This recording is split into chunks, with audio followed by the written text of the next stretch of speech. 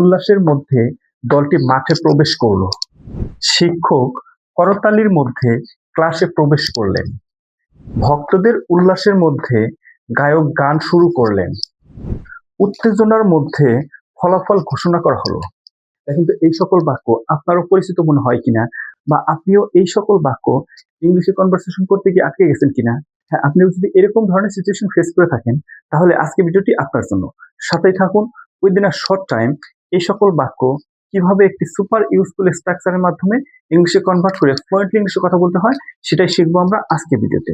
তো চলুন তাহলে প্রথমে আমরা এই বাক্যগুলো যে স্ট্রাকচার মাধ্যমে ইংলিশে কনভার্ট করে কনভারসেশন করব সেই স্ট্রাকচার এবং সিচুয়েশন অনুযায়ী কিভাবে ইউজ করতে হবে সেটা আমরা আগে শিখে নিই। এই হচ্ছে তাহলে আমাদের আজকের ভিডিওর স্ট্রাকচার এবং সিচুয়েশন। দেখেন সিচুয়েশনটা যদি এরকম হয়, কোনো কিছু কোনো পরিবেশ উল্লাস উত্তেজনার মধ্যে ঘটে। কি বলছি দেখেন, কোনো কিছু কোনো পরিবেশ উত্তেজনা বা উল্লাসের মধ্যে ঘটে, এরকম ধরনের সিচুয়েশনে কিভাবে কনভারসেশন করতে হবে সেটাই শিখবো আমরা আজকের ভিডিওতে এই সুপার ইউজফুল স্ট্রাকচারের মাধ্যমে। দেখেন স্ট্রাকচারটা যদি আমরা একটু সহজভাবে বুঝি, subject plus PBAT plus amid cheers plus dot dot. দেখেন পিবিএটি অর্থ হচ্ছে প্রিন্সিপাল ভার্ব, যে কোনো টেন্সের সাহায্যকারী ভার্ব নিতে, সেটা আমরা এক্সাম্পলের মধ্যে ভালোভাবে বুঝতে পারবো। তারপরে দেখেন amid cheers plus dot dot. Dot ডটের জায়গায় বাক্য যদি লং হয় বা বড় হয় সেক্ষেত্রে বাকি অংশ শেষে বসবে। আই থিঙ্ক আপনি স্ট্রাকচারটা এখন বুঝতে পারছেন। চলুন এখন আমরা শিখবো এই সিচুয়েশনে এই স্ট্রাকচার দিয়ে কিভাবে ইংলিশে ফ্লুয়েন্টলি কথা বলতে হবে। তার জন্য আমরা কিছু রিয়েল এক্সাম্পলের মাধ্যমে শিখে নিই। তাহলে প্রথম এক্সাম্পলটি হচ্ছে, দেখেন he coming to the stage amid cheers. কি বলছে একটু মনোযোগ সহকারে বলতে, দেখেন he coming to the stage amid cheers. সে করতালির মধ্যে মঞ্চে উঠলো।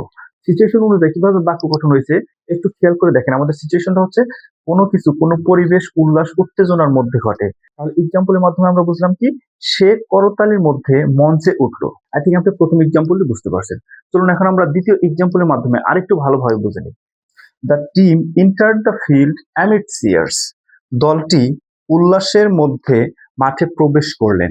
দেখেন উল্লাসের মধ্যে বা আনন্দের মধ্যে এরকম ধরনের সিচুয়েশনে কিরকম ভাবে বাক্য গঠন হয়। আই থিঙ্ক আপনি বুঝতে, উল্লাস বা উত্তেজনার মধ্যে ঘটনা ঘটলে কিভাবে বাক্য গঠন করতে হবে। চলুন আমরা আরেকটু ভালোভাবে বুঝে নিই 3 নম্বর রিয়াল এক্সাম্পলের মাধ্যমে।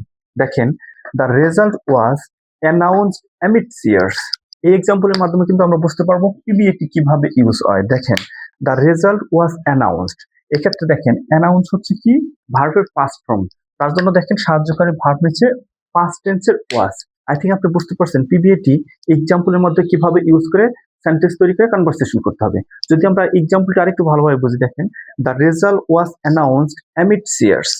উত্তেজনার মধ্যে ফলাফল ঘোষণা করলো। তো এই ছিল তাহলে আমাদের আজকে ভিডিওর একটি সুপার ইউজফুল স্ট্রাকচার। সিচুয়েশন অনুযায়ী কিভাবে ইউজ করে কনভারসেশন করতে হবে তার জন্য কিন্তু আমরা এই 3টি রিয়েল এক্সাম্পলের মাধ্যমে বুঝতে পারছি। যদি আপনি এই 3টি রিয়েল এক্সাম্পল বুঝে থাকেন, এই স্ট্রাকচার ইউজ করে অনেক বাক্য তৈরি করতে পারবেন আপনার রিয়েল সিচুয়েশন থেকে। আজকে ভিডিও তাহলে এই পর্যন্তই। দেখা হবে পরবর্তী কোনো ভিডিওতে আরো কিছু গুরুত্বপূর্ণ স্ট্রাকচার নিয়ে। Till then keep practising and stay confident.